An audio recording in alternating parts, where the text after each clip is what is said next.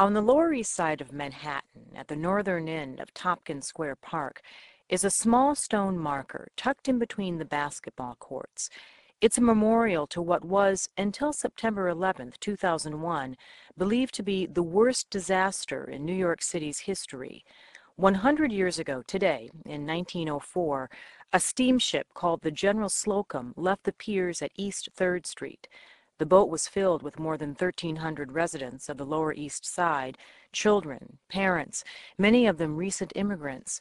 It was a special day. They were headed up the East River for a church outing, a boat cruise, and a picnic on Long Island. But they would never make it. Today, from producers Joe Richmond and Teal Kreck of Radio Diaries, remembering the General Slocum. My name is Adela Watherspoon. I was born November 28th, 1903. I'm 100 years old, and I'm the last survivor of the General Slocum disaster. I'm Edward T. O'Donnell. I'm a historian and the author of Ship Ablaze, The Tragedy of the Steamboat General Slocum. The General Slocum was an enormous boat, 300 feet long, 4 stories tall, with these great big yellow smokestacks right in the center of the ship, and gleaming white paint on the hull, which had just been repainted. It was supposedly a very good boat and a very handsome boat.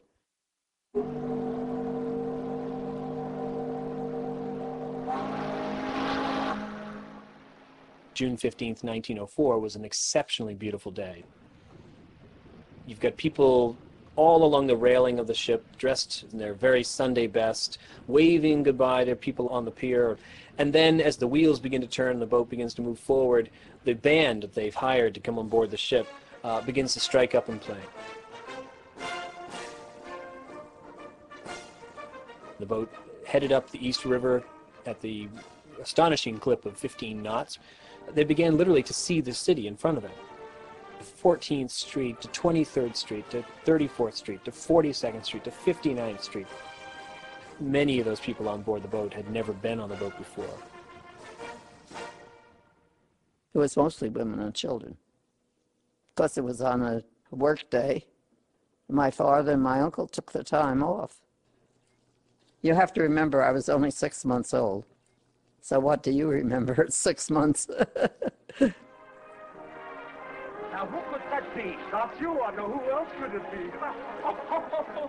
30 years after the fire, in 1934, a Hollywood film, Manhattan Melodrama, which starred Clark Gable and William Powell, staged a quite stunning reenactment of the General Slocum disaster.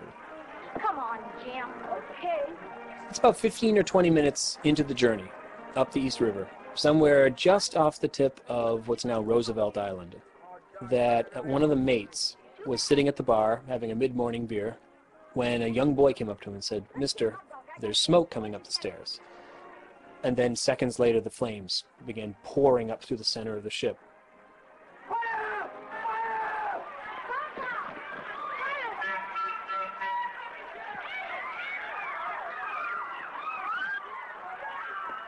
Most of these people are parents, and they're rushing around trying to find their children who they felt perfectly safe letting wander the ship. So these people had no idea where their children were, and this sort of simultaneous recognition as the fire became evident among hundreds and hundreds of parents was, where are the children? It spread faster than you could have possibly imagined. This boat was a floating Duraflame log. Within 3 minutes, the entire boat was on fire. And in 1904, very few people know how to swim. And so these are people who have 10 seconds to make up their minds whether they'd rather stay and most likely be burned to death or jump over the boat into the river. And the water was almost as frightening as the fire. There were 2,500 life preservers on board the boat for 1,300 passengers. So on the surface, that looked adequate.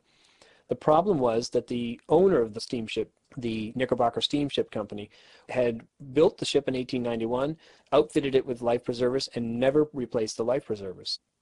None of those were in good repair. And the stuffing, the cork stuffing, was all crumbled. They didn't work. What had once been solid chunks of cork had now become just fine dust, So people were putting them on around their necks, jumping overboard. As soon as these things hit the water, they absorbed water, and it was like having 25 pounds of dirt around your neck and pulled people right underwater. They put the children in the life preservers and threw them overboard, and they sank. I guess they found many dead children with life preservers on. Adela Witherspoon does not know precisely how she was saved. I have no idea.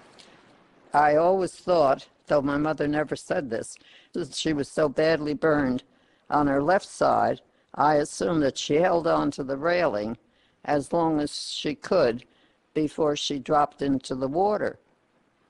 And I thought because her right arm seemed to be all right, that she'd help me in her right arm.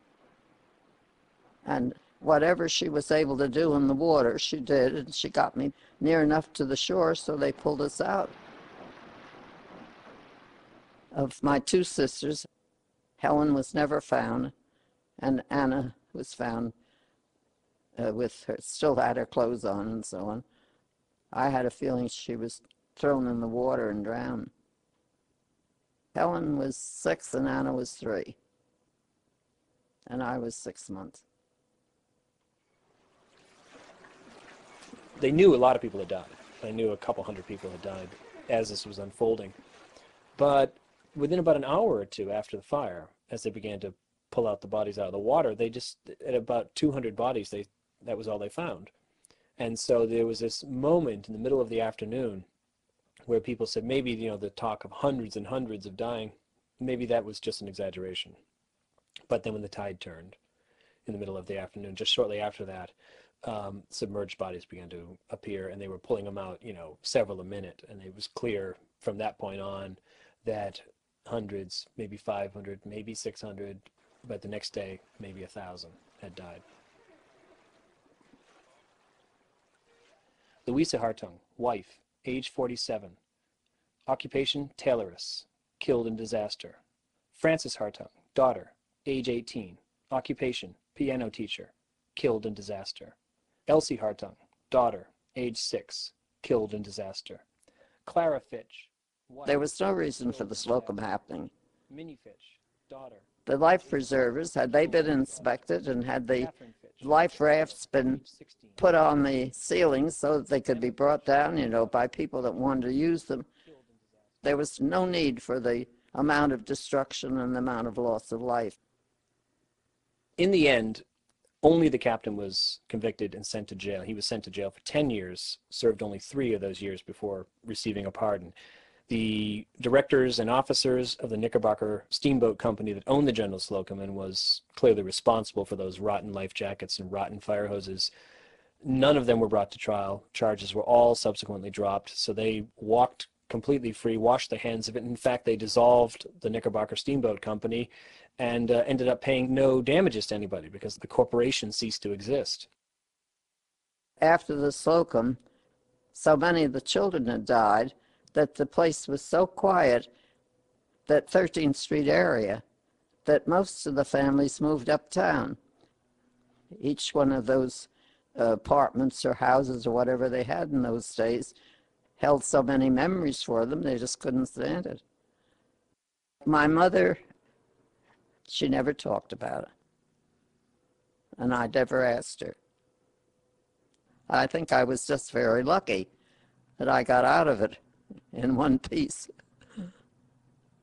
To have lived 100 years doesn't seem like a long time to me. In 1904, I was the youngest survivor of the General Slocum, and now at 100, I'm the oldest survivor of the General Slocum. A lot of changes in 100 years. Adela Witherspoon died in January of this year. She was 100 years old and the last survivor of the General Slocum disaster. Edward O'Donnell is an historian and the author of Ship Ablaze. Our story about the General Slocum was produced by Joe Richmond and Teal Kreck of Radio Diaries. For links to photos and an excerpt from the book Ship Ablaze, visit our website, npr.org.